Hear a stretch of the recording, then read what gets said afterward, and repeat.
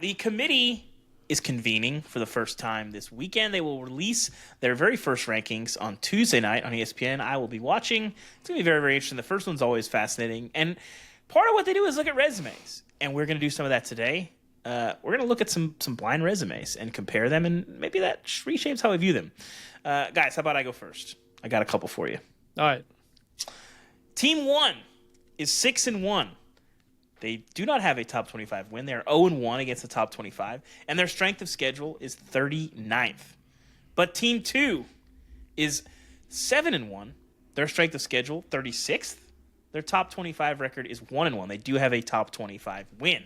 Well, Chris, what do you make of this comparison? I mean, they seem pretty even. Damien, I think we would have to go with Team 2, right? They have a better overall record and a top 25 win. The strength of schedule is the same.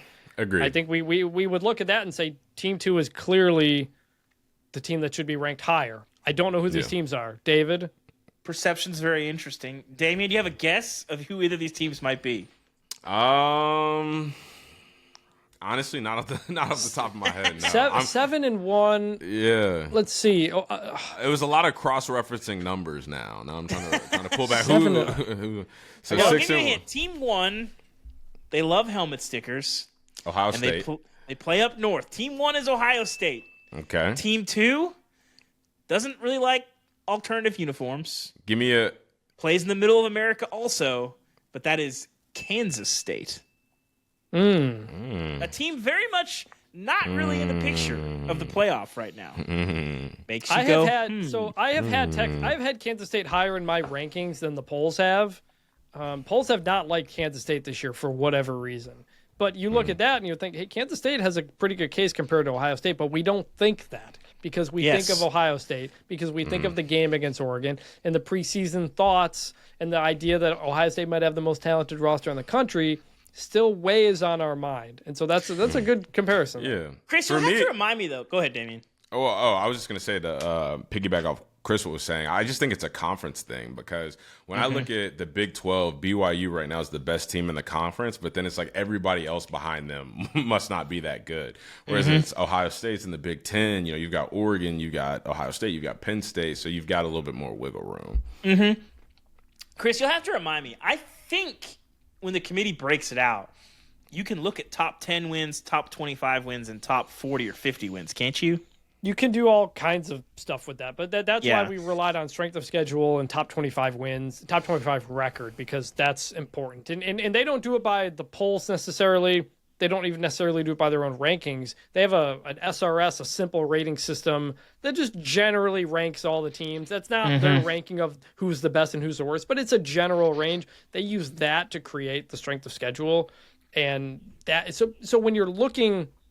I'll go into this more next week, but when you're looking and comparing teams, if a team is ranked higher, that team has like a green logo, a green next to them, and the worse the team is, it's a red. And so when you look at teams and you see a lot of green or a lot of red, that's where the strength of schedule really impacts how you feel about a team. If you're in the room, it is powerful. It's hard to explain. And I think part of this, and I think this is actually a mistake, Chris, a lot of the data that the committee uses is not public.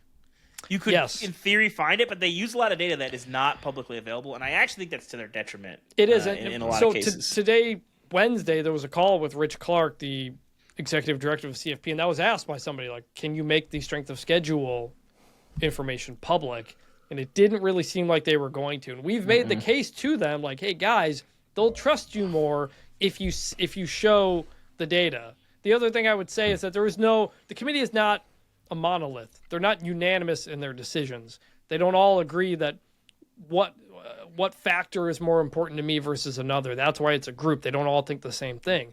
But yes, they need, especially after last year, they really need to be a lot more transparent with that. And I don't know if they are. All right, Chris, what do you got for us? All right, we got two teams here. One team is 7-1.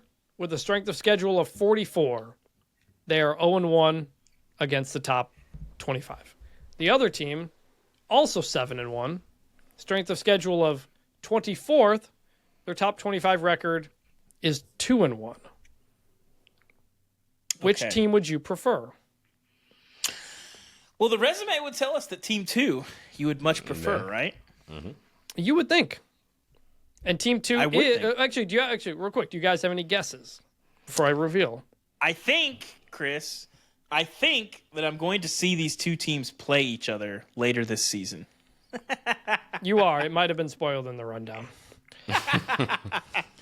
I'm gonna just pretend I don't know. So, who is it? Tell me, who are these teams? Regardless of whether or not you guys knew, clearly Team 2 is the better team here when you look at the resumes. Team 2 is Texas A&M. Team 1 is Texas. Now, that is a bit of a surprise. Everybody has Texas ranked higher than Texas A&M. But if you look at some of those key metrics that the committee looks at, that fans look at, strength of schedule and top 25 wins, you'd put Texas A&M there.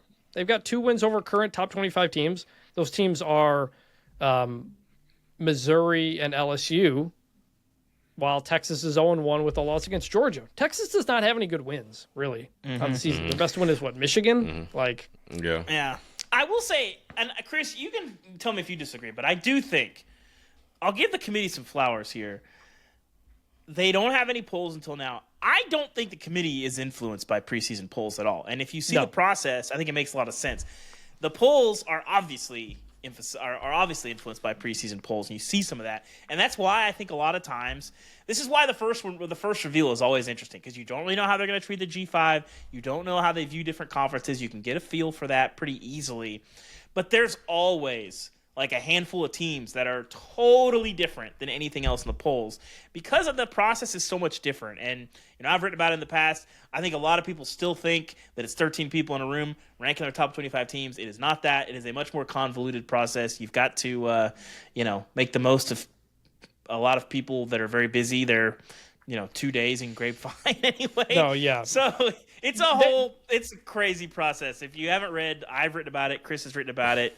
I'll have something next week as well. I think. It's a very different kind of process. So they are not influenced by the polls. The polls are influenced by the playoff. 100%. That absolutely the poll moves like after the first one is very funny. I don't like that either. I don't like that writers are like, well, the playoff put this team higher than we had, so I'm just going to start putting them higher. I don't like that. Yeah. I think that hurts the legitimacy of the AP poll. I don't take any of that stuff into consideration when I'm ranking my 134. I'm basing it on where I had those teams last week. So, yes, all the people who complain, this is why we don't need preseason polls, you shouldn't have them, blah, blah, blah.